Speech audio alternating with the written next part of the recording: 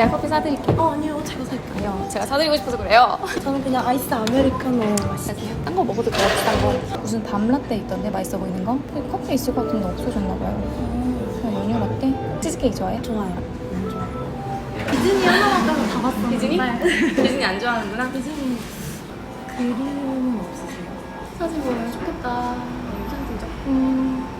사실 하고 싶은 이유 중에 그게 제일 크지 않아요? 그치? 맞아요. 사실. 맞아요. 근데 처음에 할 때도 되게 동 떨어지는 그런 기분 드시지 않으셨어요? 채용 프로세스를 남들한테 설명을 할 때도 오픈데이라는 거를 설명을 하기가 맞아요, 너무 맞아요. 쉽지가 않더라고요. 단어 그렇게 딱 말하면 못 알아들으니까. 네. 설명할 필요가 없지 않나? 설명할 필요 없어요. 그냥 조용히 혼자 준비하고 맞아요. 붙으면은 이제 연락 겁나 올 거예요. 영상 접했을 때가 아 에미레이트라는 데가 있구나 그 그러니까 생각을 에미레이트 많이 아닌데? 했어요. 네 알아요. 알아요? 네. 에미레이트 알아보다가 이제 중동 3사 이렇게 넓혀지고 외항사라는 개념이 있구나 이렇게 빌드업. 에미레이트 좋아 보이죠? 유튜브 많이. 근데 카타르는 애초에 규정상 그거를 활발하고 할 수가 없다고 좀. 얼굴 안 나오면 괜찮은데 누가 나를 누군지 모르고 리포트 할수 없으니까 얼굴 안 나오면 재미가 없어서 안 보니까 사람들이. 근데 여기 자리 괜찮아요? 네, 그냥 다른 데 좋아요. 너무 오픈돼가지고. 저 사실 이렇게 만나는 거 처음이에요. 아, 진짜요? 몇분 해달라고 하고 가면 해달라고 하는 거 받았었는데 부담스러워서 안 했거든요. 근데 뭔가 메일 내용이 네. 자기 신원 먼저 밝히고 이렇게 쭉 이유를 말하는데 괜찮았어요. 정말 뭔가 해주고 싶다는 생각이 들었어.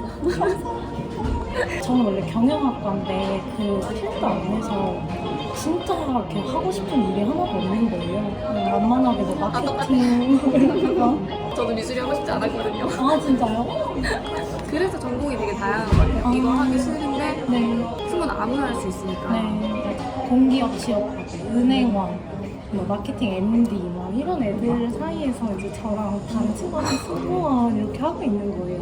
그 친구도 외향사예요? 그 친구는 국내에 근데 그거 두 개도 또 달라가지고 말이 안 통하죠. 맞아요. 저한테 한 번 이제 발표를 제가 하는데 제 얘기를 듣고 나서 교수님이 승무원하기엔 너가 너무 아까운데? 이렇게 말씀을 하시는 거예요. 근데 칭찬인데요? 너무 근데 칭찬인데? 저는 이제 그 상황에서의 분위기가 직업적 비하구나라는 걸 되게 느끼니까 되게 위축이 막 되고 내가 이거 하는 게 여기서 고집하는 게 맞나? 이런 생각이 엄청 많이 드는 거예요. 그런 사람 얘기는 들을 필요가 없어요. 맞아요. 저 준비할 때도 그랬어요. 저 어떤 어른 만날 기회가 네. 있었는데 뭐 할 거냐 이러다가 신호 준비한다고 네.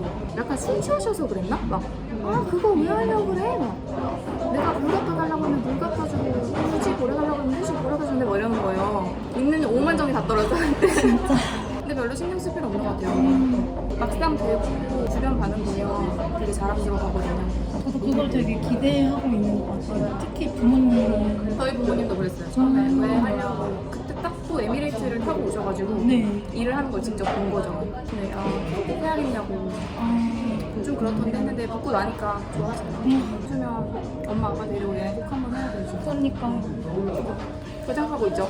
완전 제 이제 꿈에 다 그려놨어요. 근데 막상 들어가잖아요. 보여주기 싫어. 내 모습 보여주기 싫어. 근데 약간 그 비행기 안에서 일하는 모습이 보이기 싫은 거예요. 뭔가 네, 저는 좀 그랬어요. 서빙할 때나 그런 부분에서 서빙까지도 저는 괜찮았어요. 네. 치울 때가 너무 싫었어요. 그거 봤어요. 가장 자괴감 들 때가. 근데 뭐 내리면 보상이 있으니까. 그거 뭐예요? 이런 거 준비했어요. 감사해요. 사소하지. 좀 됐네. 아니에요. 그래도 제가 사드려야 되는데 지금 여기 한번 보여드릴게요.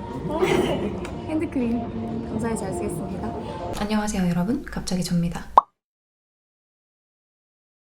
제가 구독자분 만난 걸 그냥 다듬기만 해서 올리려고 했는데 시간이 갈수록 저희 주변에 사람들이 모여들면서 오디오가 엉망이 됐더라고요. 그래서 그날 인터뷰했던 내용을 제가 정리를 해서 그냥 조용하게 읽어드리는 게 나을 것 같아가지고 오늘은 그냥 그걸 읽어드릴게요. 국내 항공사가 아닌 외항사를 선택하신 이유와 멘토님이 느끼시는 국내 항공사와 외항사의 큰 차이점은 어떤 것이 있는지 궁금합니다. 외항사를 선택한 이유는 그냥 그때는 저도 어렸어서 막연하게 외국 생활을 해보고 싶다, 외국인들과 일해보고 싶다는 환상?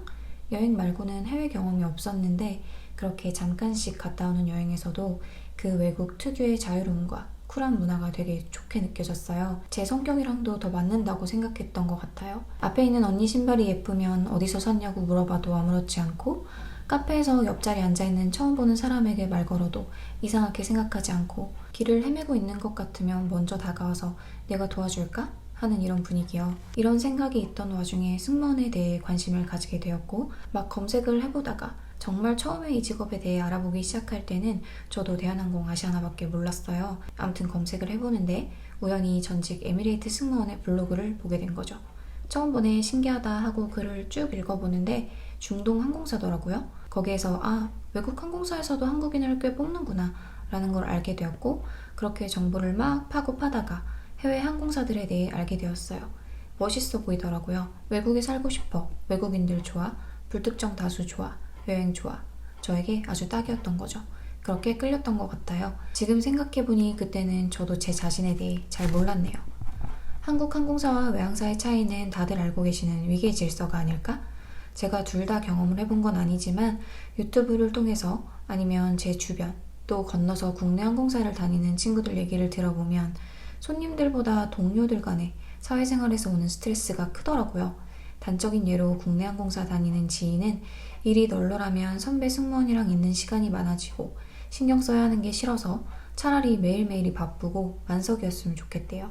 또 승객 대부분이 외국인이냐 한국인이냐, 해외에서 사냐 한국에서 사냐 정도가 다르겠죠? 승무원을 더 이상 하지 않게 된 계기가 궁금합니다. 향수병이 가장 컸어요. 도어라이프가 너무 공허하더라고요. 비행하고 집에 들어왔는데 얘기할 사람이 아무도 없을 때, 맛있는 걸 만들었는데 같이 먹어줄 사람이 없을 때, 레이오버에서 재미있게 놀다 왔는데 같은 추억을 공유할 사람이 없을 때 한국에 가고 싶다는 생각이 자주 들었어요. 한 번은 아프리카 탄자니아 비행을 간 적이 있어요. 동료들과 함께 구경을 하고 나서 호텔로 돌아왔어요. 밤이 되어 테라스에 나가서 바깥을 바라보면서 가만히 앉아있는데 그때 호텔이 해변 바로 옆이었거든요. 해변 바람이 막 살랑살랑 불고 하늘의 별이 쏟아질 것 같이 너무 예쁜 거예요. 그리고 밖에선 가족들, 친구들끼리 놀러온 사람들이 얘기하고 있고 그 모습들을 혼자 바라보고 있는데 슬프더라고요. 이렇게 좋은 데에 혼자 오면 뭐하나. 그리고 딴 데 가서 얘기하면 와본 적이 없는 사람들, 경험이 없는 사람들은 별로 공감해주지도 못하더라고요. 그럼 거기서 또 공허하고, 좋으면 좋은 체류지를 갈수록 더 이런 생각이 들었어요. 유럽, 미주, 아시아 구경 안 해도 될 것 같아. 나는 그냥 한국에서 하는 벚꽃축제 가고 싶고 한국에서 하는 여름 페스티벌 가고 싶고. 여담인데 어쩌다 비행해서 한국인 승무원을 만나면 셔틀버스에서 저에게 늘 빠짐없이 물어보는 얘기가 언제까지 다니실 거예요? 였어요. 나랑 비슷한 느낌을 받는 친구들이 많구나 했어요. 그리고 라이프 스타일이 완전 다르다 보니 한국에서 회사 생활을 하는 친구들과는 전혀 다른 방향의 고민과 생각을 하게 되고, 전 거기에서 나 도태되고 있는 것 같아 라고 느꼈어요. 저는 외로움도 별로 안 타고 혼자서 뭣도 잘하고 잘 놀고 하는데도 향수병이 있었던 걸 보면 나 자신을 잘 알고 가는 게 중요한 것 같고, 겪어보기 전까진 알기 힘든 게 문제죠. 승무원 경력이 도움이 될 때는 언제인가요? 타이틀뿐 아니라 업무 내에서 쌓아온 경력을 다른 필드에서도 사용할 수 있나요? 저는 다른 필드에서 사용할 수 없다고 생각해요. 이거는 저뿐만 아니라 다른 전직 승무원들도 많이 언급을 하는 부분이고, 저 비행할 때 만났던 한국인 부사무장, 사무장님들 조언해주시는 거 보면 여기서 평생 살 거 아니면 빨리 한국 돌아가라. 언제 가지 하다 보면 나처럼 가고 싶어도 못 가게 된다는 말 정말 많이 하시거든요. 근데 이거는 굳이 경험자한테 듣지 않아도 가서 2-3달만 비행하면 느껴지고, 승무원이 정말 적성에 잘 맞고 은퇴까지 할 수 있겠다 생각이 들면 경력 쌓아서 한국 항공사 승무원으로 이직하는 게 베스트죠.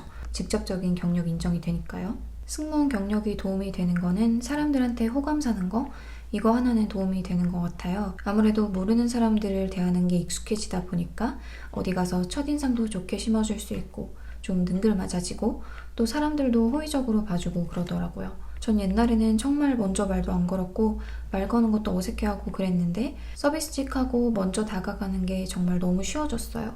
TMI인데 소개팅할 때도 태도가 달라지더라고요. 호감 있는 사람으로 비춰지는 건 내가 어느 분야를 가건 중요하니까 사회생활에서 도움이 되는 것 같다 느낀 건 이 부분인 것 같아요. 그리고 유튜브. 그냥 승무원 관련 얘기하는 건데도 봐주시더라고요.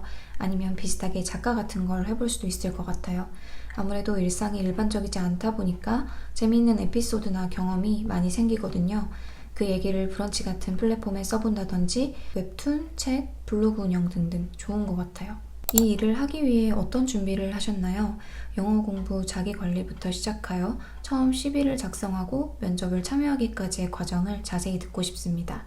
저는 영어 준비를 제일 많이 했던 것 같고 그래서 회화 그룹 과외를 했었고 아무래도 나는 영어를 혼자 공부했는데 널린 해외파들 사이에서 살아남을 수 있을까 하는 걱정이 가장 컸어요. 운이 좋게도 과외 선생님이 승무원 준비생들 가르쳤던 경험이 많은 분이셔서 센텐스 슈팅이라든지 디스커션이라든지 그 외항사 면접에 대한 이해도가 있어서 같이 답변도 생각해보고 모의 면접도 봐주시고 그랬었어요. 면접 준비는 그렇게 했고 처음 CV는 그냥 구글링해서 우리나라 사람들이 만든 거 말고 외국인들이 실제로 적는 스타일은 어떤지 참고해서 만들었어요. 또 전공이 디자인이다 보니까 이력서를 좀 눈에 띄게 하려고 사실 면접관들 이력서 잘 안 읽거든요. 안 읽는 것 같아요. 면접가 보면 이력서에 별 관심 없는데 아무튼 서류를 통과해야 면접이 있는 거니까 그래서 뭐 아이콘도 넣고 톤 앤 매너도 그 지원하는 회사랑 맞추고 사진 배경 같은 것도 그 회사 색깔로 바꿔서 넣는다든지 필요한 부분에 일러스트를 넣는다든지 해서 그 내용을 읽지 않더라도 이거 뭐지? 이렇게 눈길이 갈 수 있게 디자인해서 보냈어요. 그래서 그랬는지 서류에서 떨어져 본 적은 없어요. 면접은 어디 채용 떴다 하는 건 전연차에서 확인을 했고 카톡 오픈 채팅방이 생기면서 요즘은 그 방 안에서만 정보를 공유하는 분위기잖아요. 유명한 방은 들어가기도 힘들고 그래서 전연차가 약간 죽은 것도 있고 근데 그때는 모든 정보가 다 전연차에 바로바로 올라왔어요. 거기서 보고 채용 홈페이지 가서 입사 지원서 내고 면접 보러 오라고 메일 받으면 면접 보러 가고 그랬어요. 저는 경영학을 전공하고 있습니다. 우리나라 특유의 승무원 직업에 대한 원색적인 비난부터 시작하여 제 주변 지인들이 목표로 하는 평범한 직업들과는 분야가 너무 다르고 생소해 때로는 외롭기도 하고 외항사 승무원이라는 직업을 계속 고집하는 것이 철이 없게 느껴질 때도 있는데 멘토님의 상황은 어떠셨을지 궁금합니다. 그리고 이러한 타인으로부터 영향을 받은 고민들을 어떻게 하면 극복할 수 있는지 멘토님만의 방법을 듣고 싶습니다. 맞아요. 저도 구독자님처럼 전공이 완전 관련이 없는 거다 보니까 다른 친구들과는 취업 준비 과정이 너무 다르고 얘기할 데도 없고 그랬거든요. 근데 이거는 붙고 나서도 마찬가지예요. 생활 패턴이라든지 업무 특성이 일반 회사 생활과는 완전 다르다 보니까 그걸 얘기했을 때 공감을 잘 못 해줄 거예요. 그래서 준비생 때 스터디를 여러 개 만들어서 결이 맞는 친구들을 많이 찾아놓는 게 도움이 될 것 같고 나중에 그 친구들이 같은 현직이 되었을 때 그게 다른 회사여도 말도 통하고 의지도 되고 더 잘 이해해 줄 수 있고 그러는 것 같아요. 그리고 외항사 승무원을 고집하는 게 철이 없게 느껴지는 건 내가 이 직업을 왜 하려고 하는지 확신이 없어서 혹은 될지 안 될지 모르는 막막함에서 오는 현타라는 생각이 들거든요. 내 결정에 대한 이유와 되고 난 다음의 계획을 다시 차근차근 생각해 보는 게 도움이 될 것 같아요. 원색적인 비난은 그냥 무시하세요. 현실에서 나 승무원 하려고 했을 때 야, 너 그런 걸 왜 하려고 해? 이런 사람이 있나요? 보통 승무원 비하는 온라인에서 심하거든요. 현실에서는 승무원 친구 있으면 자랑하고 그러던데요. 외항사 승무원은 어떤 일을 하나요? 브리핑 시간에 보통 어떤 이야기를 나누는지, 비행기 문이 열리기 전 어떤 업무를 진행하는지 궁금합니다.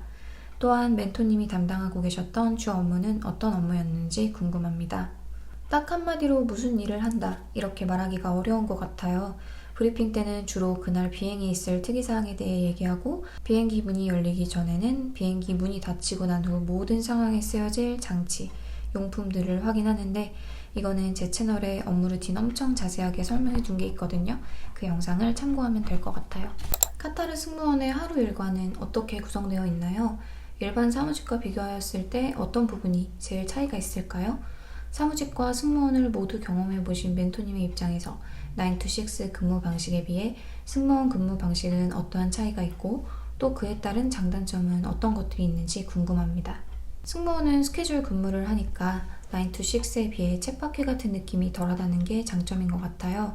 모든 직업이 반복적인 일을 한다고 생각하는데 승무원도 비행 자체는 반복적인 일일 수 있지만 그 안에서 만나는 사람들이 어떠냐, 오늘 어떤 동료와 비행하느냐, 어떤 사건이 일어나느냐, 레이오버에서 어떤 여행을 하느냐에 따라 매일매일이 새롭거든요.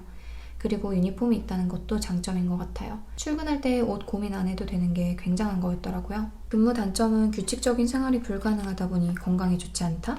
우리가 젊어서 못 느끼는 거지 비행과 스케줄 근무는 인체에 좋지 않더라고요. 혹시 더 자유롭다고 느끼는 직무는 어떤 직무인가요? 퇴근 후 시간적으로 워라밸이 보장되는 사무직인가요? 아니면 장소에 제한이 없고 다양한 경험을 할 수 있는 승무원인가요? 전 오히려 승무원이 더 워라밸이 좋다고 생각해요. 비행은 비행기 내리면 끝인데 사무직은 내가 머리를 굴리고 작업을 하고 보고를 하고 또 그 보고에 대한 피드백이 돌아오고 그럼 또 작업을 해야 되고 그리고 급하게 업무가 던져지거나 작업량이 쌓여있을 때는 그걸 해내야 한다는 생각 때문에 주말에 쉬어도 쉬는 기분이 들지 않을 때가 많거든요. 나랑 안 맞는 사람이어도 한 번만 참으면 다시 볼 일 없다는 점, 여행이 있다는 점, 또 영어를 써서 한국 특유의 보수적 예의에서 자유로울 수 있다는 점 때문에 승무원이 더 자유롭다고 느낍니다. 카타르 항공 승무원의 직급 체계 및 승진 단계가 어떻게 이루어져 있는지 궁금합니다. 보통 다른 중동 항공사랑 비슷한 직급 체계를 가지고 있나요? 비즈니스 승진이 되면 연봉에서도 차이가 있나요? 사무장이 되면 일반적인 객실 승무 이외 추가적으로 하게 되는 일은 어떤 것들이 있을까요? F2 이코노미, F1 비즈니스, CS 부사무장, CST 사무장 순서고 승진이 되면 기본급이 올라가는데 월급 차이는 비행 수당에서 나는 거라 진급을 한다고 더 많이 받는다 라고는 단정지어 말할 수 없을 것 같아요. 내가 이코노미 기본급 1,000원이에요. 그런데 비행을 5,000원어치 하면 6,000원을 받지만 내가 비즈니스 기본급 2,000원인데 비행을 3,000원어치 하면 5,000원을 받잖아요. 이렇게 생각하면 쉬울 것 같고 사무장이 되면 승객 서비스 외에 전반적인 업무 진두 지휘, 다른 승무원들 매니징 및 테스트, 그에 따른 보고서 작성, 사무장 밑으로는 몰라도 되는 기내 특정 시스템 작동법 등의 업무가 추가적으로 생깁니다. 카타르 항공사 승무원의 보수와 혜택, 복지 체계가 궁금합니다.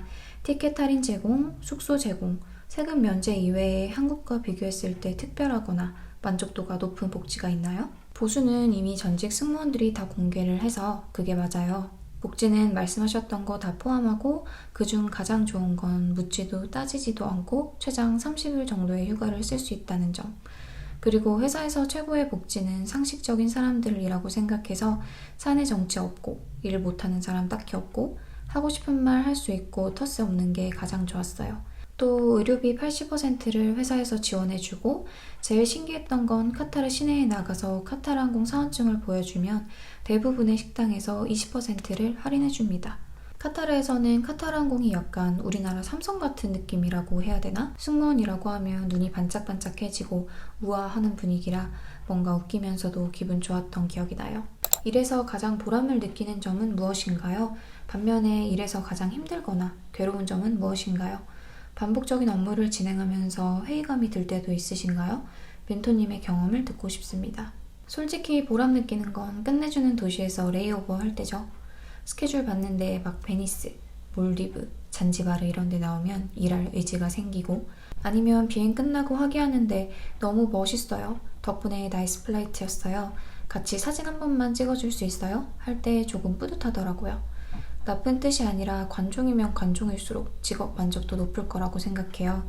공항 지나갈 때 사진 엄청 찍고 하기할 때 사진 찍어줄 수 있냐고 많이 물어보거든요. 마드리드 비행에서 한 여자 꼬마아이가 부끄러워하면서 다가오더니 저도 언니처럼 되고 싶어요 라면서 Can I take a picture with you?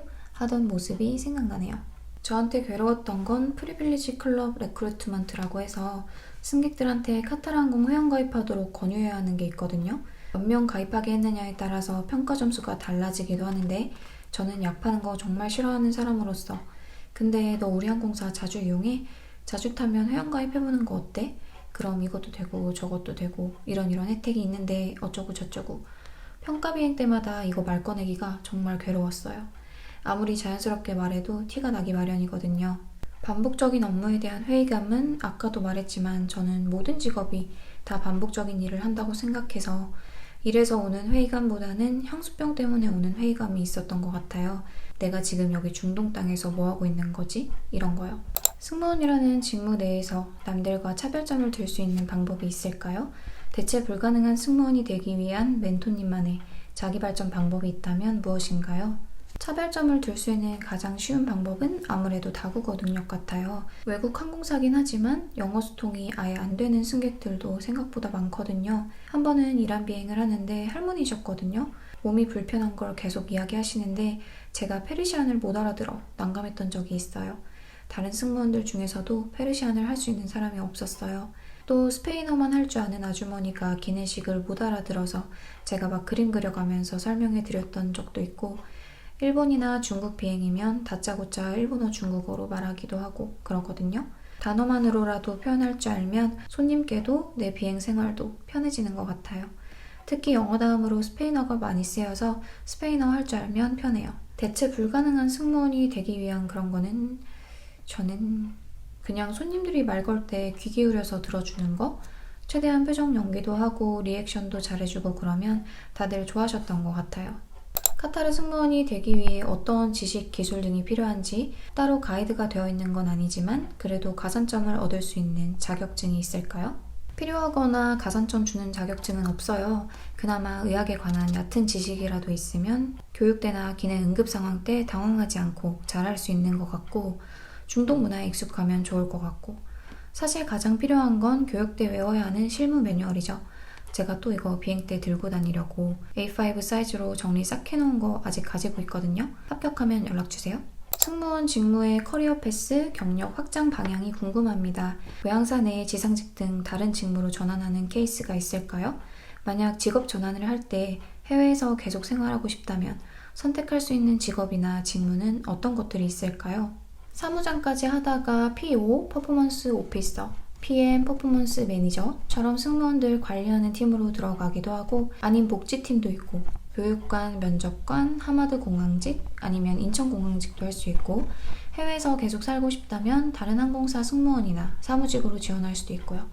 실제로 브리티시 에어웨이즈에서 온 그루밍 오피서, 에티하드에서 온 교육관, 아에로플로트 전직 승무원 등등 많이 봤어요.